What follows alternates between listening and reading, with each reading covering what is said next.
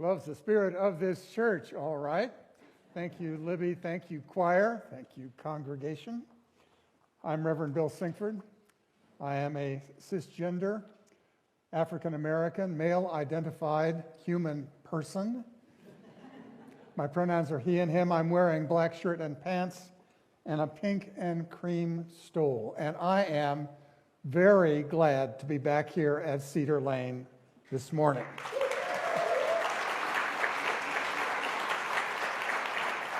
Very glad to be with you as you begin to live into this beautiful space, the space that your generosity and your commitment has transformed, the space that your faith has transformed, because it's your faith that has worked this miracle. Yes, I know, your financial gifts helped as well. Dollars and cents, I know. We understand in this church how the world works, but it was your faith in what happens in this space and what could happen in this space that made this possible. The transformation of this space was not a transaction. It was not a purchasing. It was an act of faith, a declaration that even in this Good Friday world, hope still lives here at Cedar Lane. That despair is not the destination of this community. This space is an affirmation that a new way can be navigated and that better days lie ahead. And that the progress you make, the deep learnings that you discover, the liberation that you create here is a gift not only for you and for your children, but somehow also and ultimately a contribution to the world's transformation as well. Transformation of this space is a profound leap of faith in this community where love works.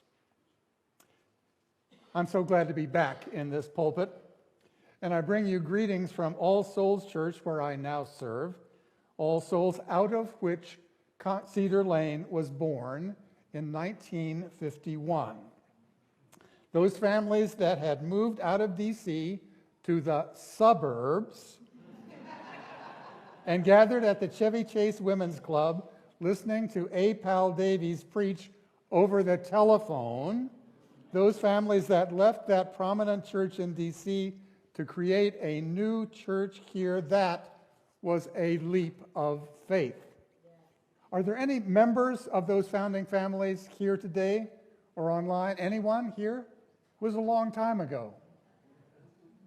Perhaps not. Now, origin stories still carry on even when those who are present have passed away or left. And those origin stories can get idealized. And I don't want to encourage you in that. Part of the reason for the creation of Cedar Lane was the complexion of D.C., of Chocolate City. Cedar Lane, in fact, became the fourth largest UU church in the country as the D.C. public schools desegregated. White flight's a part of your story, too, and your hopes for multiculturalism today need to remember that part of your story as well. I also remember visiting Cedar Lane for the first time in the 1990s when Roger Fritz was your senior minister, and Reverend Bobby Nelson was Minister of Religious Education. Yes, Bobby was one of the creators and very public defenders of Our Whole Lives, the human sexuality curriculum that is one of the most important contributions this faith has ever made. Good applause for that. How many of you remember those days? How many? Let's see the hands. Quite a few folks here were here back then. OWL was another leap of faith, a declaration that the association of human sexuality and sinfulness was a major wrong turn in our culture and in most faith traditions. It was a leap of faith to declare that there was a better way, liberating our children from that life-denying theology. It was another leap of faith. And I remember being here when you called Abi 10 years ago. Quite a few of you were here then. How many? Let's see the hands. There you go. And I remember preaching for his installation about belief and about love. The DNA that Cedar Lane inherited from All Souls centered on religious belief, progressive religious belief, but belief. It was from the neck up, if you will. And my sermon that day was that it was as important as belief is, and belief is important. We invest a lot of energy dealing with what we believe and what we don't believe. But as important as our beliefs are, what matters most is what we belove. I went back to the early Germanic roots of the word belief, to belieben, which means to belove. And I spoke of the ways that we ask our young people to develop their credos, which we think means I believe. It actually means what I set my heart upon. Credo is all about what we belove. It was a good sermon back then. It's not a bad sermon today. Calling Abi Janamanchi was another leap of faith for Cedar Lane. A brown UU minister, an immigrant, a Hindu UU. In the sermon, I urged you not to assume that your new brown minister would magically change the complexion of this congregation. Nor did it. But looking out here this morning, there has been some change over time. The congregation I see this morning is different from the congregation I saw 10 years ago. Just as the world here in suburban Maryland has shifted, and the world down in D.C. has shifted too. Your calling Abi was another leap of faith, another declaration that the way things have been is not the way that things have to be. And there have been other leaps of faith in this congregation's life, deciding to be a sanctuary church and a commitment to not only multicultural, but multi-religious life. Those are leaps of faith. The story of Cedar Lane has been, though there are many through lines, the story of Cedar Lane more than anything else has been the story of leap of faith after leap of faith that there can be a better way. Now, I'm a minister, not a scientist, and I know that there are serious scientists in this crowd. I trust that some of those folks will correct me if I get this wrong, but do you know that this pulpit, this solid pulpit, is actually 99% not solid matter at all? It's actually all space.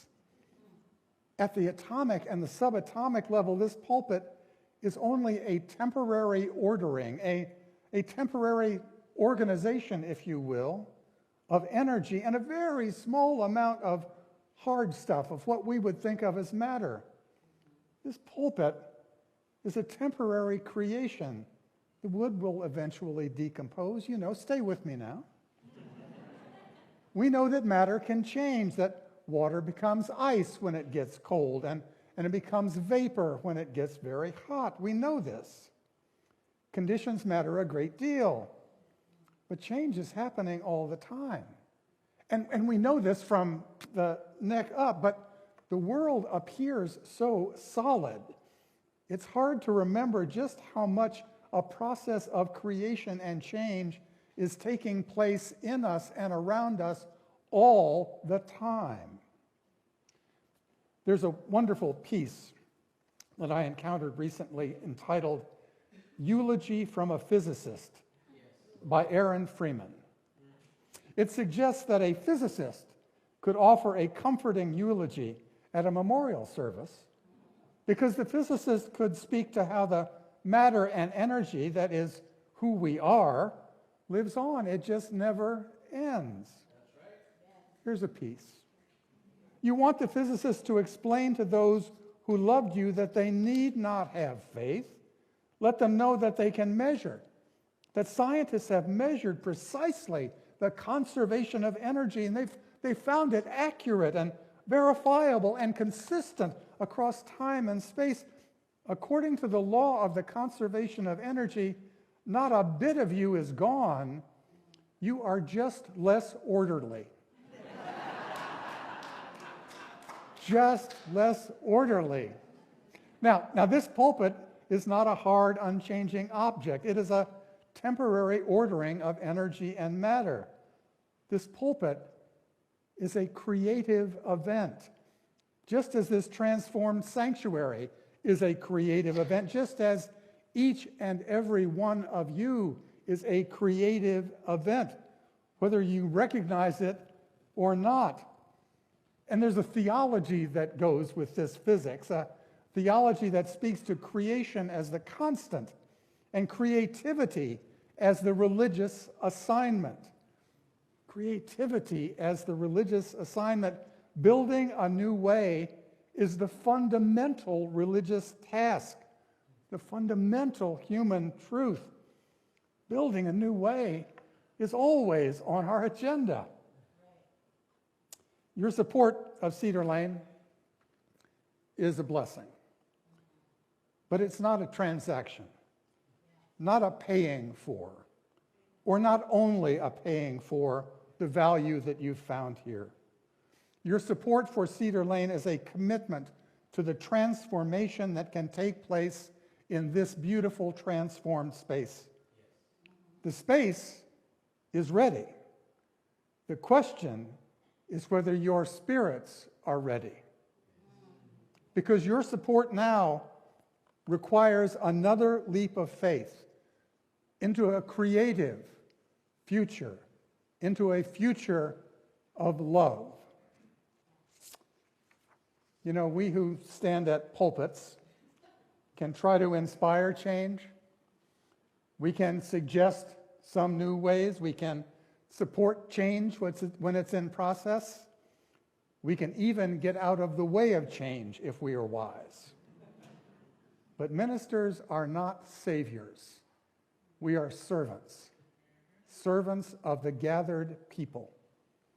And the change that can take place here is for you to welcome and embrace in yourselves and in this beautiful space. And look around. Change has come. Change is coming. A new way is being created by this gathered community in this transformed space. But there are questions. What is the spiritual transformation that you are called to make? What is your commitment? Where is your creativity needed today? Many people, many of you perhaps, speak about the church of Cedar Lane as a place of connection. Speak of the importance of community, especially coming out of COVID. And there's a time-honored tradition of the church being the experience and the place that allows you to get through the week. The place where you find enough support and challenge, enough affirmation and inspiration so that you can survive a world that offers so little of those things. The church helps us keep on keeping on. That's an honored tradition of the church. And this is a tough time out in the world. So divisive. Such energy trying to push back the modest progress that we have managed to create. Voting rights, the women's right to health care, affirmative action, all being rolled back. Inequality we have not seen even in the Gilded Age of this country. Xenophobia, transphobia rising, the climate crisis. You know the list. You live the list out in the world. And we all know, don't we, that we need a new way. That this particular creation we are living through, without some significant changes, does not point us toward a hopeful future. You know that. There's a revolution taking place, but it's not the revolution so many of us have worked for. It's a revolution to try to take us backward. and any confidence that the slow progress toward beloved community, any confidence that there was enough traction and enough momentum to sustain that movement forward, well, it is not hard to feel hopeless. It's not hard to feel that there is no way forward. It can feel like what we need is a way out of no way. A way out of no way. And there have been, without a doubt, 1 million sermons preached on that topic. And many of those sermons have justified hope by calling up the experience of overcoming past oppression, by past leaps of faith that have opened new ways forward. Reverend and now Senator Raphael Warnock made A Way Out of No Way the title of his memoir. And he preached on this text at Ebenezer Baptist. We know how to make a way out of no way, he preached. They fed us scraps and we created soul food. They gave us the blues and we created American music. They gave us the Bible and servants obey your masters, and we stumbled on the book of Exodus and the story of liberation. We know how to make a way out of no way.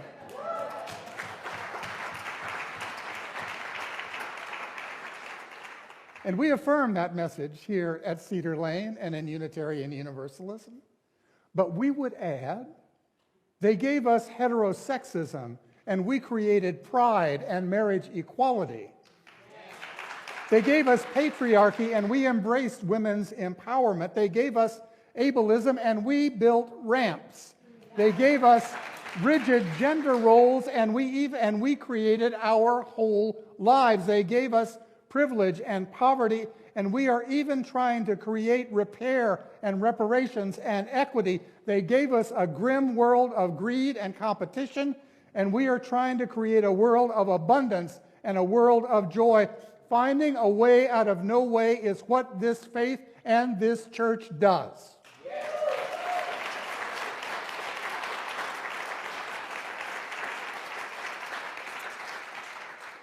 And it is that creative endeavor that you are asked to support today.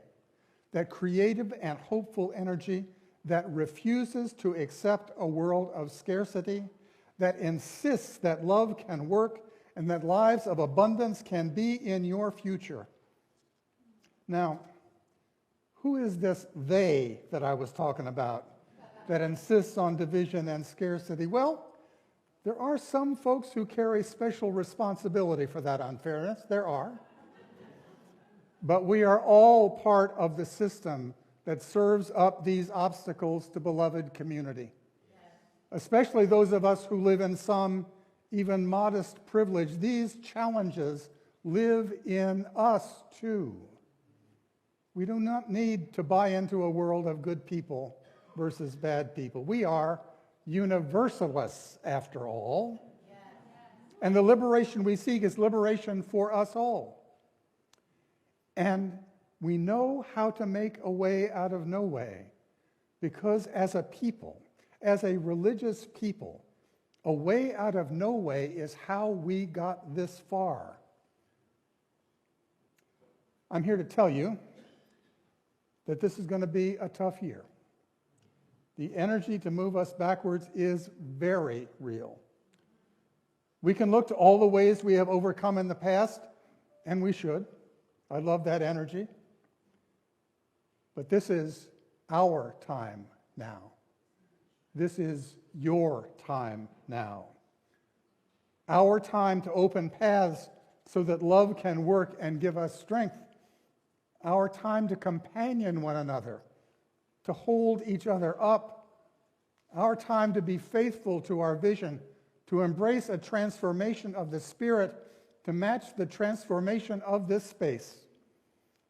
Our time to build the world we dream about and build it here.